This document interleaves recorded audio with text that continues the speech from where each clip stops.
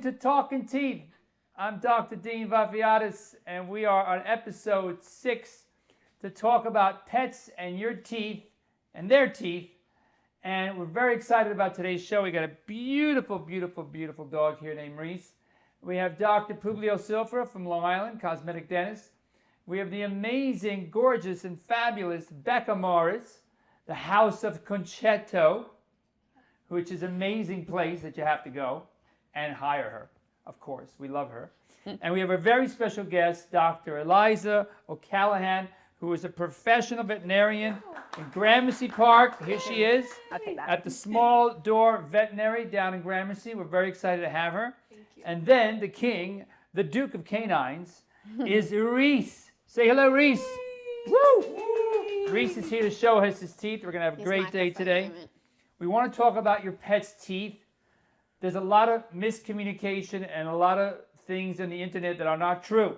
So we want to debunk everything and tell you what the real deal is with a true veterinarian, Dr. Eliza, who's going to tell us all these things that you have to do to take care of your pets the right way. And of course, keep them healthy. Because the bottom line is if we want to be healthy, we want our pets to be healthy as well. So let's get right into it. Dr. Eliza, the first question that I have, we have 32 teeth as humans, and we usually take out our wisdom teeth, so we have 28 teeth. And we are coming up with a new book called The 32 Reasons to Smile, which I'm very happy to tell you about. I'll let you know about that later. But how many teeth do dogs have? How many teeth do cats have? Is it the same? Is it different? It's definitely different. So cats, think about it with their smaller mouth, smaller skull, they can have up to 30 teeth. They don't always have all of them. Imagine just like some people don't have all their wisdom teeth. They also can sometimes have premolars that are just missing. So that's why they might have 26, 27, 28, 29, 30. Okay. And then dogs, that's the greatest amount of teeth. So they have 42 teeth, and they usually have all of them. Wow. And you can imagine, when you think about a dog, you've got to think of a Chihuahua all the way up to a Great Dane, right? Sure. So you think about the range in size of dog. Right. So 42 teeth in the little tiny mouth, 42 teeth in the giant mouth, and 42 teeth in a squashed mouth. Wow. So that's all of our like Frenchies, the bulldogs. bulldogs, yeah. So they still have the same amount of teeth, but Really? a But they're all smaller, squished down. So they're Cool. often And how rotated. many- Baby teeth? Yeah, so They have baby teeth? Yeah, so Oh, they wow. lose their full deciduous dentition by age probably like 24, between 24 and 26 weeks. Right. So like that around six to 6.5 months, and that's often the puppy play biting or they're teething, like Right. they're often destroying everything in the house because their little teeth are Yeah, sore. her teeth are so small. It's Yeah. so cute. I know. I always thought they're salivating all the time, right? They're Good, doing that. good amount of shoes ruined by So, that phase. so in dentistry for our patients at 6 months or every 5 months, what's the real protocol for cleaning a pet's teeth, like dogs and cats? Is there a difference?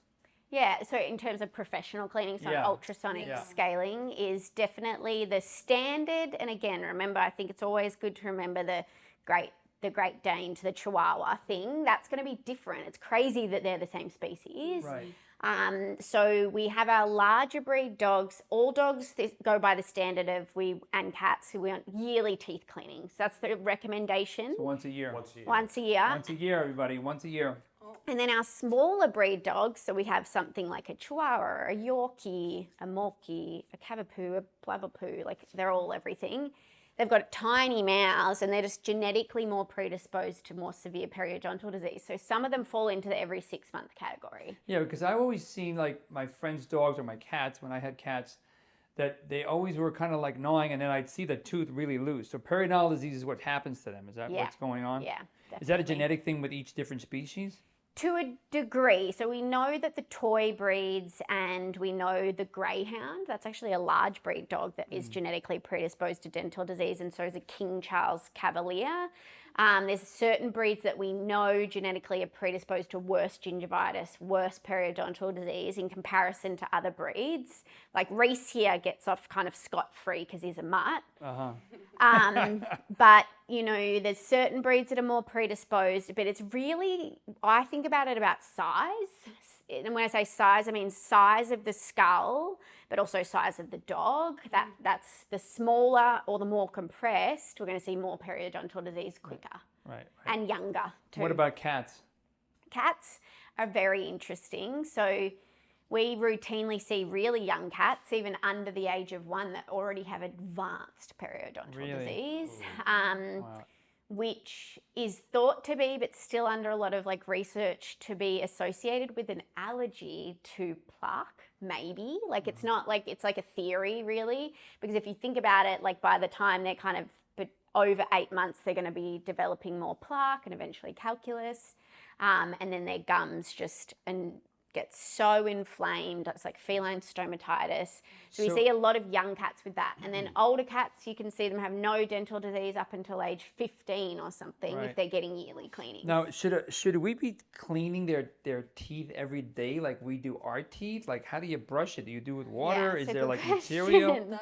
Yeah, if everyone that owned a pet, we don't mind if it's a dog or a cat or a ferret, we want to be doing, think about your own mouth. How often do you brush it, right? Obviously, I hope it's twice a day. For a dog, I hear people say, oh, you know, I like give them a bit of a brush once a month. And then I get people, I do this, like rub along my teeth. Can you imagine just one day of missing cleaning your teeth, that biofilm that starts to build up? Yeah, the biofilm. Yeah, and then you think about, okay, I just give them a bit of a brush once a month. It's never going to be enough. It's better than nothing. Like, I'll take it if that's all they're going to do. But so at really, they should home- be doing it more often. More. So yeah. should they be focused on brushing? But if they're not brushing, is there other alternatives? Yeah, there is actually. Mechanical force along the tooth is going to be the best thing that they can do at home. And my standard that I fall back on is I'd love everyone to do it daily. Yeah. If they can't, I say at least 3 times a week to actually make a dent in anything. If you're Make a doing it difference. once a month, you might as well almost not do it.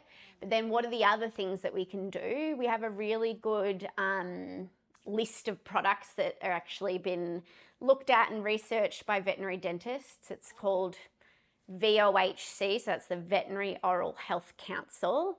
VOHC. VOHC list, okay. yeah, and you could just type that into Google and the PDF document will pop right up, and then And that it tells links. you what the materials to use and what kind Exactly, of that things. tells you products that actually are going to do something. Right. Because as you know, it's the pet So you can't market. use regular toothpaste. No, not regular. No regular toothpaste. And if you try to do it, I found you're that doing out it- because yeah. I was with my friend's dog. I go, let me brush the teeth. Like, No, what are you they doing? froth. You can't put Yeah. Colgate You in gotta the... get like bacon. Yeah, flavor. and the reason why you can't is because especially cats, but both cats and dogs, they can't spit. Right. We can They'll spit. swallow. Oh, Oh, there has wow. to be safe. Oh, wow. Yeah, so they So they like water is choke fine? Is and- water yeah. fine? Yeah, using water, but then we have like our doggy pastes that are Right, on that yes. list, and Okay. they're like, you know what, Bacon flavor. bacon flavored, pork Bacon flavored, flavor. yeah, Oh, yeah, it's gross. But that's what that list has, and that includes all the pastes. There's some water additives. There's Alright. some chews, like little greenies is a really Yeah, popular yeah. brand that So you might have heard of. generally, on a daily basis, when you have the dogs come in, I'm sure they're coming in for their annual checkup or whatever they're doing, their rabies shots and all that stuff. Do you check their teeth just to say, hey, you know what, the teeth look a little bit red, the gums are red, maybe we should bring them in for a cleaning? And then what does the people say? They say they don't want to do it. Is it too expensive? I mean, how much does that cost? Yeah, it's a great question. I mean, that I focus on the teeth and the mouth every single exam I do. I look Good. at the mouth every single time if the animal will allow, because there are some that won't. That's where we get sometimes the owner of the pet to get involved and, you know, will you lift Fluffy's gums up because Yeah. Fluffy won't bite you, Yeah, but she yeah. might bite me. Right. Sometimes we have to get a little bit creative. I don't know if you can imagine people biting you during Maybe Yes. children. Yeah, Funny. a Couple of times. Once Yeah. or twice. yeah. So that's what I think. Veterinary medicine is really just medicine, like pediatric medicine, if you Right, think about it, because they can't talk. Yeah. They can't tell you where it hurts, Right. like maybe like toddler size. You can't ask them not to do the thing that they're doing because they'll probably just do it. Yeah. But yeah, so when they come in for whether they're coming in for a wellness exam or if they're coming in for an illness exam, I don't ignore their mouth if they're there for an illness exam. I still Right. like to talk about the entire pet. But ideally timed with the wellness exam, we take a little look at the mouth obviously, if it's time for the yearly cleaning, we like to, on that day, then get their blood work because a big thing that isn't fully understood in veterinary medicine is a dog or a cat has to go under anesthesia to get a dental cleaning. And there's a few really important reasons. One, again, back to our toddler medicine, you can't ask a dog to sit still and expect them to sit still when you have an ultrasonic scaler scaling up under their gum you gotta line. put them under. But that's what probably makes it a little bit more expensive because they have to be a bit more expensive, yeah. So I mean, it's going to range, like in what state you're in. Right. And you worked in different places, right? Yeah, You were in North Carolina. North Carolina and San Francisco. So San Francisco and New York are pretty comparable in terms of cities and costs. So what's the range of that? So a dental cleaning, if it's following the American Animal Hospital guidelines, that is to get the cleaning under anesthesia, scale, polish, full mouth x-rays. X-rays. So how do they take the X-rays? So they're under anesthesia and they get the plate put in. So Yeah, you know when you I shove never the thought plate, about that they'd have to have X-rays. It's the same thing, but again, you can't ask them to stay still. So they have to be put under to get a professional cleaning and do it thoroughly, and then that's the real what is it called? The Veterans? The American Animal Hospital AAV. Association, AHA, like it's like the standard guidelines of the gold standard medicine to follow. Yeah. And they need to be under anesthesia too because they need to be intubated. So their airway needs to be protected because, you know, when you ask me, if I don't think you'd ever be cleaning my teeth, but imagine you say spit now, I can spit, or you can say hold on to this little suction thing and we can suction out. You can't do that. So you've got to protect their airway. And so what's the range of that professional cleaning between so states? if you're in New York, it runs between about 1,000, I would say, to 1,200, depending. And that's like, it can really range based on if there are x-rays aren't included, the price might go down a little bit, but you know you're not doing the gold standard of care. I mean, No, you got to have the x-rays because you're going to see other things that are Exactly. infections. So what's on the crown of the tooth, so the part of the tooth we can see, is not indicative of what's going on under the gum line. That's where I'm sure you've seen some funny things or really terrible things because the owners don't even know about it. And that's really one of the things that we started talking about when we talked about teeth. We said, you know, what do we do with pets? And, you know, Becca has Reese here, and we're always curious, well, what do we do with teeth? Like, what do we do with the dogs? And I think people don't know that you have to get x-rays, have to get a cleaning, and do it the right way to take care of your pet. Yeah, I've seen a cat not too long ago for the crown of the teeth all perfect. They look normal. There was barely any calculus. The gums were horribly inflamed. And you can see it's bleeding, right? Yeah, you can see them all inflamed. And then you take the x-rays and that ended up being a full mouth extraction except for all 4 canines. And this is a full dentition because this is cats. Cats are very interesting. But cats, I would think, so when we were growing up, my cat was allowed to go outside. So, but every now and then you kind of figure they're going to be in a fight. So they can't really go outside if they don't have their teeth. Yeah. They're not going to be able to fight or defend themselves. Yeah, we don't have as much of that problem in New York with a lot of our 'cause everybody's at apartment home. cats. But like elsewhere in the US, it's important to know about. That's the fangs, the big fangs in the cat, you know, they're huge. If you like think about their counterpart, the lion, when you see a big lion roar and those big fangs. Yeah. I understand that part of defending themselves, but how are their diets? How does it change from getting a full mouth extraction? 'Cause I would give them dentures or place them in implants, right? Yeah. But It's how a does great it work question. having a dog? Put So in you plants. don't do veneers for dogs? No veneers. Wait, we Wanna can't clarify, I wanted to do. Get me the match. first veneer dog. We can just get white veneers. Yeah, it's a great question. Is convincing pet owners that a domestic dog or cat that is fed out of a food bowl in your lovely home, they don't really need teeth. And I know it sounds like a funny statement, but we want them to have teeth because that's what we know what they look like. They're supposed to have teeth. We have teeth, but a dog or a cat in the wild, they need teeth to survive. But a diseased tooth in the mouth is doing way more harm than the space that is left behind with the gum. Right. But those animals that get most of their teeth removed, their jaw is incredibly strong. So they're just on like the mushy soft food. Or I have a ton of cats that I've removed all their teeth except for their canines. and they still eat kibble, tiny little kibble. They just kind of suck on it or like Yeah. chew on it a little bit with their gums. So do you see cavities? I know we get the periodontal stuff and all the gummies, but do we see cavities or infections in the patients? We don't really see infection. Cavities, you know, this is more your realm. My understanding is more so associated with like a higher sugar diet, perhaps. Right, and but like, also- What about the kibbles? Are they high in carbohydrates or not as much as what people No, but I think consume. it would. I think I've always thought about the canines and the dog's teeth and cats. They're very pointy. They Yes, don't the have like occlusal we have the surface is nooks and different. crannies at Only our buccal dogs. pits. Right, they have buccal pits, but I think because they're angled and so pointy, it just kind of goes to the gums. It goes to the gums, and that's why we see so much periodontal yeah, disease. So yeah. the cavities, like because of the occlusal surface of dogs and cats' teeth being so pointy, Right. no little ridges Right, as, no- as much as what people have. yeah. We just don't see it near as much, but we see a ton of infections that start on the gum line and track and make their way to the root. We see tooth root abscesses in dogs a lot. And we see something called feline odontoclastic resorptive lesions, which is a very interesting disease in cats. Explain that. Just explain that. So it's an immune-mediated process where the tooth essentially starts to eat itself, like the odontoclasts will It's eat just away. like an internal resorption. Yeah, kind of thing. internal resorption. Right, But it's okay. incredibly painful because it resorbs and exposes the pulp. And that cat that I was telling you about that had the crowns looked fine, we took x-rays, nearly every single tooth had huge holes just in it. And then you know, is it resorption? Yeah. Is there some dogs or cats or some dogs, because I know the bulldogs have a tough mandibular like underbite, right? And then some of the smaller dogs, is there a difference in you see diseases in those and other dogs? Yeah, there definitely is. So with our bull-based breeds, which we'll call so their skull is a brachycephalic skull, which means that their skull is kind of squished in, but they still have the same amount of soft tissue structures in the mouth and the same amount of teeth.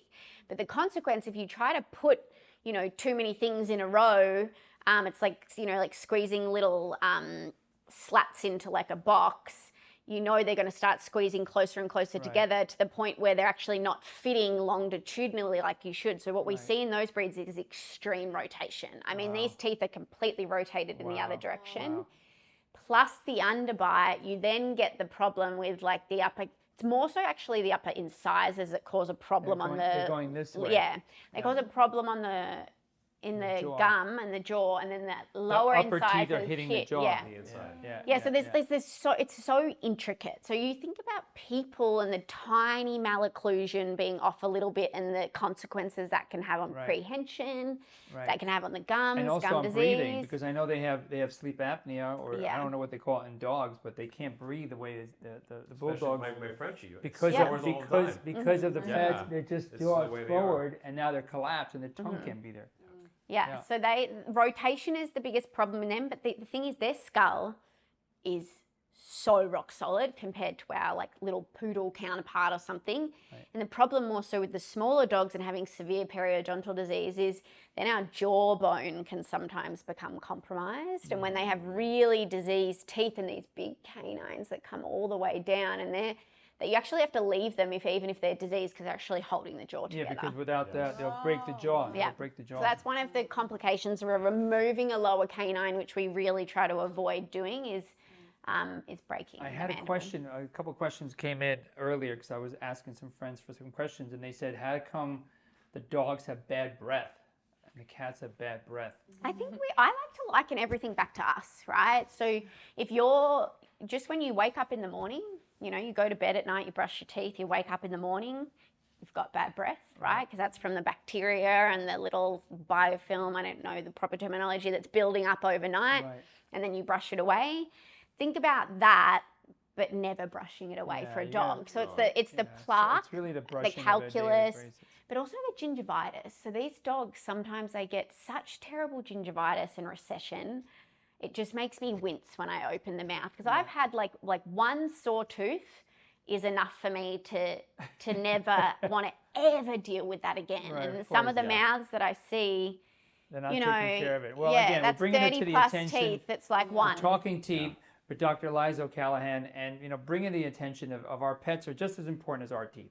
And I think that's the message today. Yeah. To It's do very, that. it's very interesting. I've been hearing you speak and talk about the care for dogs, and it's very similar to us. We recommend every 6 months coming for checkup, X-rays every year. And I'm seeing the similarity. So it's kind of like, it's the bacteria, it's the gingivitis, it's the care on that. How do you prevent? So it's more preventative.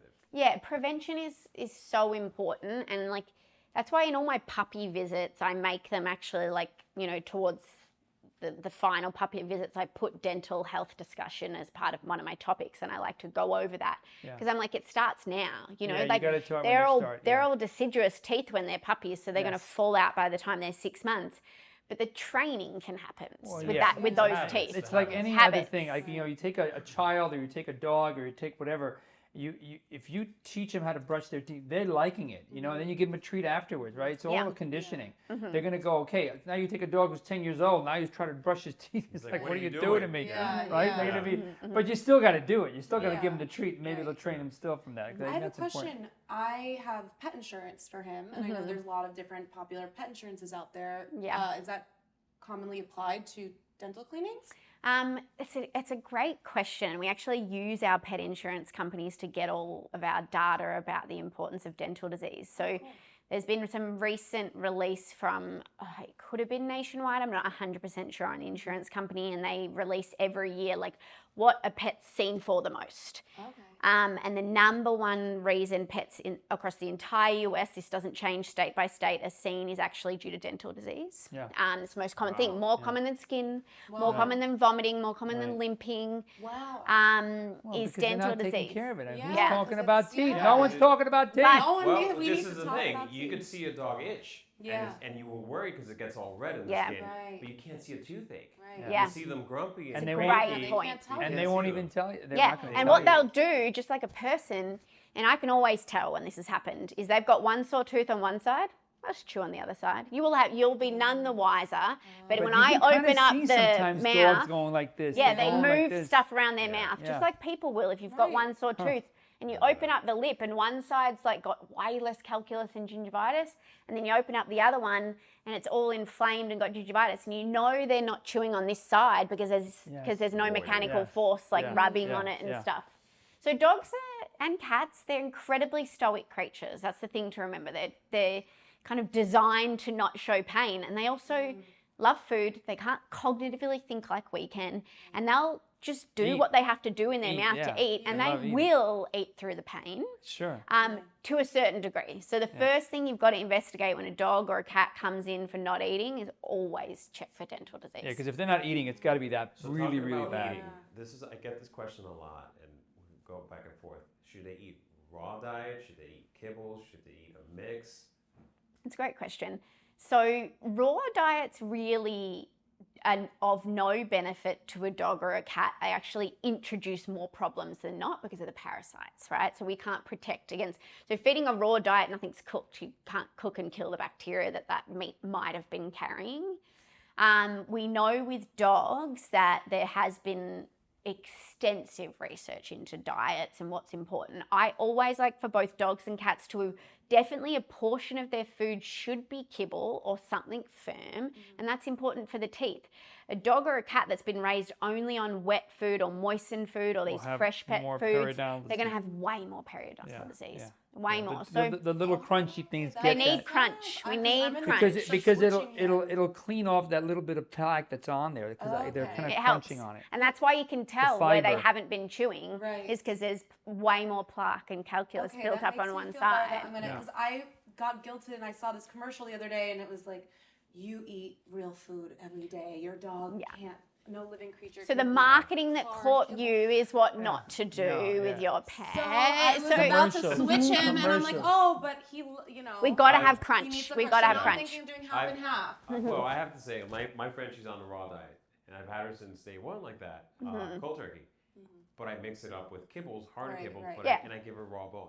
So she has like okay. raw bone that she eats, and I see that as And so the raw bone, so that's going to, and this is something to pre-warn you about, that's where we see our traumatic fractures. Yeah. So It's they too don't hard. know, They're they trying to don't push know it out. not to feel like Oh. mouse Well, we're chew on talking this. chicken feet or Oh, fee. okay. I think like a Yeah. big marrow bone or No, something no, like no. that. They'll She snap would their have tooth. it, but I realized she would only like lick the inside of the marrow. That's it. Yeah. Yeah, no, And then try give to yourself snap it off. pancreatitis really All right, fast. so yeah. I have a Yeah. question. If you have an infection on one of the canine, because the canines are the most important Yeah, the teeth, huge big can you fangs, do a yeah. root canal on a canine? Yeah, you can. I won't can. be doing it, but you Can you can. bring So it to me and I'll do the root yeah, canal? yeah. So we does they the come root in. canal? Serious Who does the question. root Yeah. canal? Who Can does the the regular root canal? dentist do On a a root dog. canal on a dog? I would look into that for like the research you need to do, but we do No, have we- board certified veterinary dentists that have gone and done extra training, and they will do the root canal. Oh, so there's extra Yeah. training for dental veterinarians. Yeah, so a general practitioner like myself with a fractured canine, traumatic fracture, pulp exposure, or one of our big premolars or molars, you know, I diagnose that, I look at it and go over the pros and cons with the owner of keeping that tooth. And if that is the case, then we'll refer to a veterinary dentist who will do a root canal and have- put a crown. Yeah, I have a good friend of mine. He's a dentist in Dr. Mark Barr. He's in Atlanta, and he works for the Doesn't zoo. want to go here with Oh, cool, yeah. So he works for the zoo, and he's done root canals on tigers. Oh, yeah, it's Root insane canals what on they do tigers. on He's done root tigers, yeah. canals on tigers. I a was big- just that's at a a big conference. file. They actually go to Home Depot and they get the equipment and they File. kind of like get the files Yeah. to go deep. That's Yeah, They they go use all the really dental deep. material, but they actually use. Yeah, I was at a conference just recently, and the veterinary dentist that was speaking there actually got flown to, oh gosh, where is it? Somewhere, a South American country. It's really bad that I can't remember it now. To do 2 root canals on a cheetah. Wow. My friend had done that. My Wow. friend had done that. So another question that we have is, because we're thinking about, you know, they're kind of living their daily day, and cats do a lot of licking of their, you know, their skin and their fur. Does this hair get in their mouth? Does the hair get in their teeth? I've picked out more hair than I'd ever like to admit. More on for cats? No, way less in cats. Cats actually have great dentition. Like they're they have much bigger gaps between their So they teeth, can so clean they clean out, and they're meticulously clean Right. as well. And they have spikes on their tongue that help as well move things Right, around. right. But our bull-based breeds, so like our British bulldogs, especially French bulldogs and stuff, one of the big problems is their incisors, so their maxillary and mandibular incisors are totally redundant. So eventually in time, they won't have them if Right. evolution continues to do what it's supposed to do. Because if you think about those teeth in the wild, a wolf or a wild dog will use it to rip and tear flesh. Right. But what's your dog's name? Nyla. Mila at home that's eating out of a bowl is never going to have anything, any use. Right. So Right. they get really diseased.